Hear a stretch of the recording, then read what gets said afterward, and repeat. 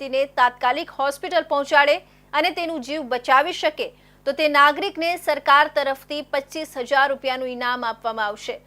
પોલીસનું કહેવું છે કે આવા નાગરિકો સામે કોઈ પ્રકારની કાયદાકીય કાર્યવાહી પણ નહીં થાય અને તેમને ગુડ સમરિટન જાહેર કરવામાં આવશે। આ પહેલના માધ્યમથી જ શહેરમાં માનવતાની ભાવના અને સહયોગી દ્રષ્ટિકોણ વધારવાનો પ્રયાસ કરવામાં આવી રહ્યો છે। શહેરમાં રસ્તા પર અકસ્માતની ઘટનાઓ સતત વધતી જ રહી છે, ત્યારે ઘણી વખત લોકો માત્ર જોયા કરે છે, પરંતુ અકસ્માતગ્રસ્તને સમયસર સારવાર મળતી નથી। આ સ્થિતિમાં પરિવર્તન લાવવા માટે સુરત પોલીસ કમિશનર દ્વારા એક મહત્વપૂર્ણ પહેલ હાથ ધરવામાં આવી છે।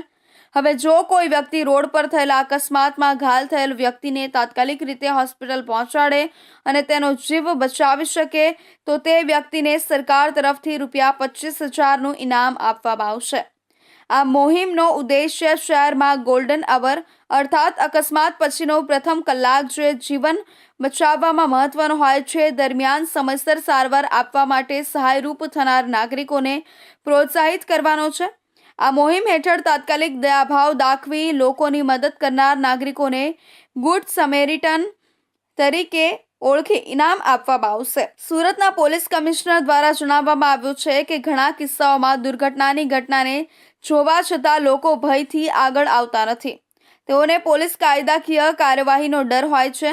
હવે અમે સ્પષ્ટપણે જણાવી રહ્યા છીએ કે જે વ્યક્તિ માત્ર માનવતાના હેતુથી રાહત પહોંચાડશે તેની સામે કોઈ પોલીસ કાર્યવાહી નહીં થાય અને સાથે તેમને સરકારી સ્તરે ઇનામ પણ આપવામાં આવશે। આ પહેલ સેવ લાઈફ હેલ્પ લાઈફ મંત્ર સાથે શરૂ કરવામાં આવી છે। આવું કરવું માત્ર એક નાગરિક કર્તવ્ય જ નથી પણ માનવતાનું સાચું પ્રતિબિંબ પણ છે। આ મોહિમ અંતર્ગત એક્સિડન્ટ જોનાર વ્યક્તિ 108 એમ્બ્યુલન્સ અને પોલીસ કંટ્રોલ રૂમ 100 અથવા 112 પર તાત્કાલિક જાણ કરી શકે છે, તેમજ પોલીસની ખાસ હેલ્પલાઇન પર જાણ કરનારનું નામ ગુપ્ત રાખવામાં આવશે અને યોગ્ય સમર્થન આપવામાં આવશે।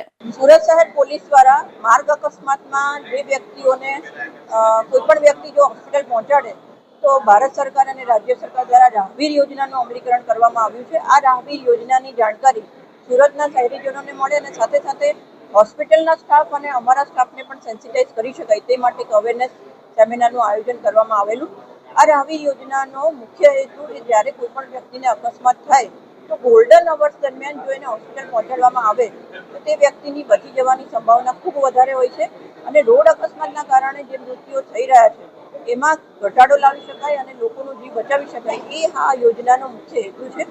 રાહવીર યોજના હેઠળ જો કોઈ પણ વ્યક્તિ એ અકસ્માત થયેલા વ્યક્તિને કે જેમને ગંભીર પ્રકારની ઈજાઓ થઈ છે એમને જો હોસ્પિટલ પહોંચાડવામાં આવશે તેમને 25,000 સુધીનું ઇનામ એ રાજ્ય સરકાર અને ભારત સરકાર દ્વારા આપવામાં ડિક્લેર કરવામાં આવ્યું છે અને આ રાહવીર યોજના હેઠળ એ તમામ હોસ્પિટલ સુરત શહેરની તમામ સરકારી અને પ્રાઇવેટ હોસ્પિટલો સાથે સાથે 108 અને કોર્પોરેશનની સાથે કમિટી બનાવવામાં આવી છે અને આ કમિટીમાં આવા જે રાહવીર યોજનાના જે નોમિનેશન હોય છે એ અપ્રૂવ થઈ અને રોડ સેફ્ટી ઓથોરિટીને રિપોર્ટ કરવામાં આવશે।